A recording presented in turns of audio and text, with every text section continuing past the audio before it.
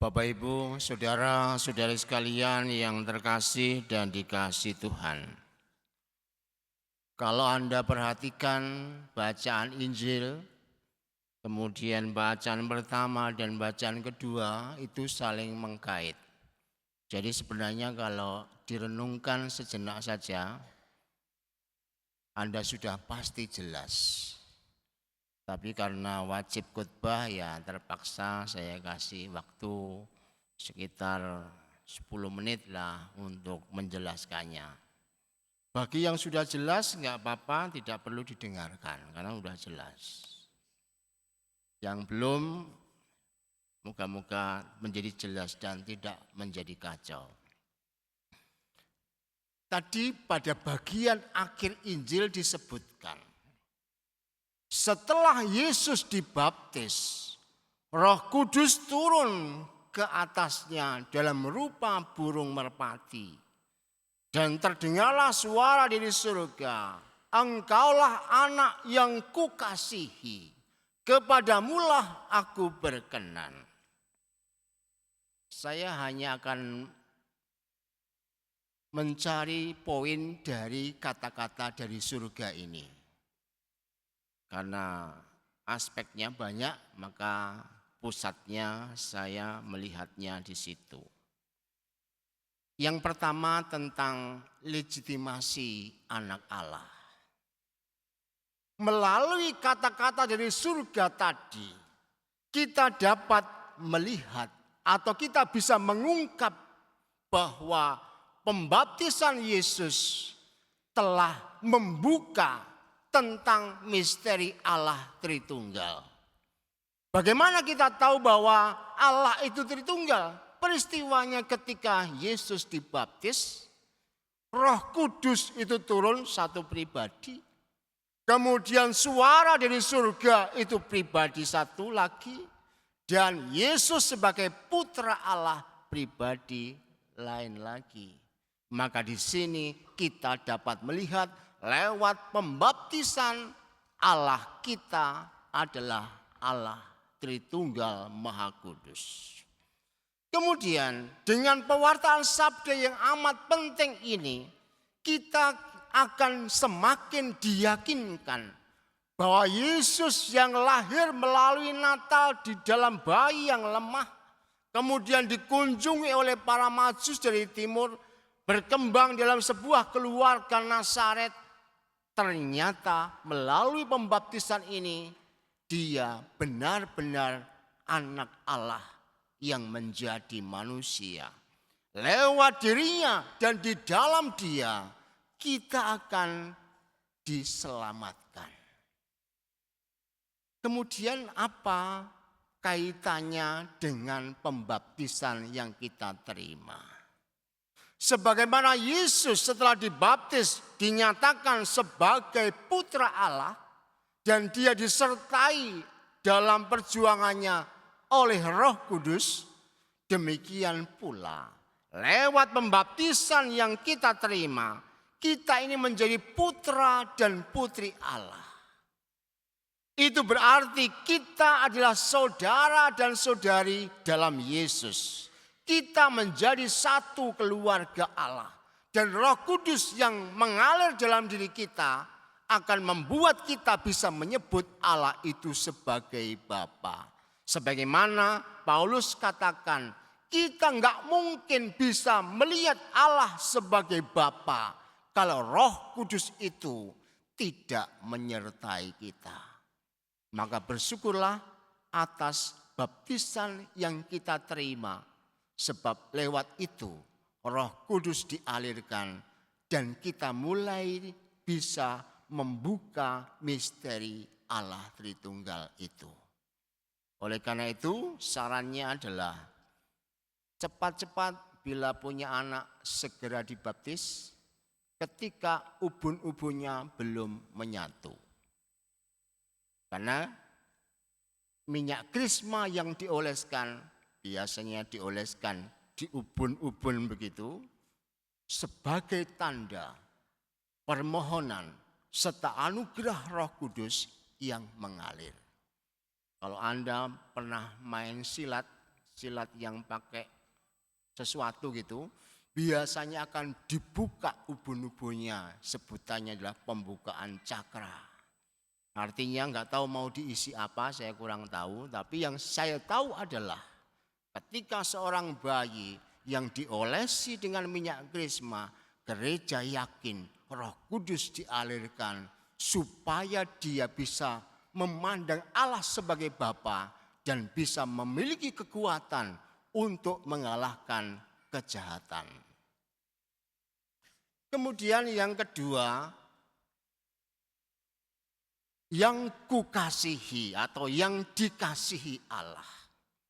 Mengapa Yesus disebut putra Allah yang sangat dikasihi oleh Bapanya? Mari kita sejenak melihat hidup Yesus. Sebagai anak, Yesus selalu sukarela melakukan kehendak Bapa. Maka dia mengatakan, makananku ialah melakukan kehendak Dia yang mengutus aku dan menyelesaikan pekerjaannya. Kata-kata ini kemudian terbukti dalam tindakan. Ia rela menurunkan derajatnya sebagai Allah dan lahir sebagai manusia. Hidupnya tak pernah jauh dari bait Allah. Setiap malam atau pagi-pagi buta, ia menyepi di atas gunung atau di atas bukit dan berdoa. Sebelum melakukan mukjizat, ia menengadah ke langit, mengucap berkat.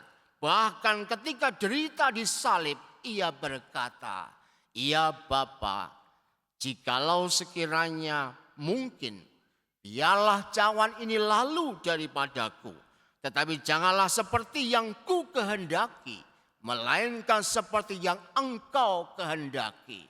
Maka dapat kita lihat seluruh hidup Yesus hanya untuk melakukan kehendak Bapanya. Karena itu dia menjadi anak yang terkasih oleh Bapa. Oleh karena itu Yesus juga berkata kepada kita dengan pesan, sebab siapapun yang melakukan kehendak Bapakku yang di surga, dialah saudaraku laki-laki, dialah saudaraku perempuan, dialah ibuku. Ini berarti lewat pembaptisan kita memang disebut sebagai putra dan putri Allah dalam Kristus. Tetapi kita akan semakin dikasihi oleh Allah manakala kita sungguh-sungguh melaksanakan kehendak Allah. Dan kalau kita buka kitab suci, apa yang dimaksudkan melakukan kehendak Allah? Apa itu kehendak Allah? Salah satu terjemahannya adalah percaya kepada Yesus yang diutus oleh Bapa. Maka kita semakin percaya bahwa seluruh tindakan Yesus membuat dia dikasihi Bapa, maka kini kita berusaha melakukan tindakan yang Yesus lakukan pula. Contoh yang sederhana kan tadi disebutkan. Ketika sebelum melakukan mukjizat, Yesus menengadah ke langit, mengucap berkat, dan itu tandanya berdoa. Saat mukjizat Anda di piring nasi, pernahkah Anda menengadah kepada Tuhan, Tuhan inilah rezeki darimu? Mengucap syukur, membuat tanda salib, dan kemudian membagi dengan seluruh keluarga. Jangan-jangan kita masuk ke restoran, lirik sana, lirik sini. Wah, enggak ada orang, Bapa, Putra, Roh Kudus, amin. Karena kita tidak yakin bahwa aku adalah anak Allah. Hari ini kita diingatkan kembali, Yesus memproklamasikan dirinya sebagai anak yang dikasihi. Karena seluruh hidupnya ia persembahkan kepada Allah. Yang terakhir, berkenan di hati Allah. Ada satu kata penting agar kita berkenan di hati Allah, yaitu taat. Yesus berkenan di hati Bapanya karena ia taat kepada Bapanya secara total dan tuntas, mulai dari lahir sampai mati. Maka di sini kita dapat melihat, kerap kali kita gagal menjadi orang Katolik yang baik. itu sebenarnya tidak terlalu penting. Allah tidak memerlukan prestasi. Karena seperti dalam bacaan kedua, keselamatan bukan karena kita ini orang baik. Itu sebenarnya membuat kita tidak penting di situnya. Tetapi yang lebih penting adalah melihat upaya kita yang tidak hentinya untuk menyatukan seluruh kehendak kita dengan kehendak Allah. Dan itu semua hanya bisa terjadi kalau di situ ada ketaatan.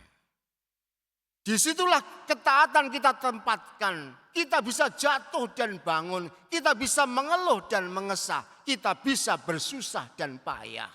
Namun di atas semuanya itu, kita akan selalu menempatkan diri, hati dan pikiran kita untuk berusaha taat kepada Allah.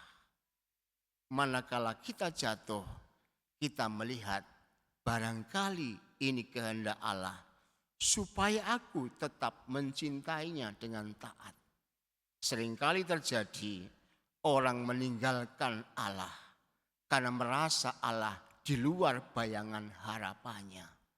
Ketika sakit tidak sembuh-sembuh, orang kemudian tidak lagi yakin Yesus adalah penyelamat.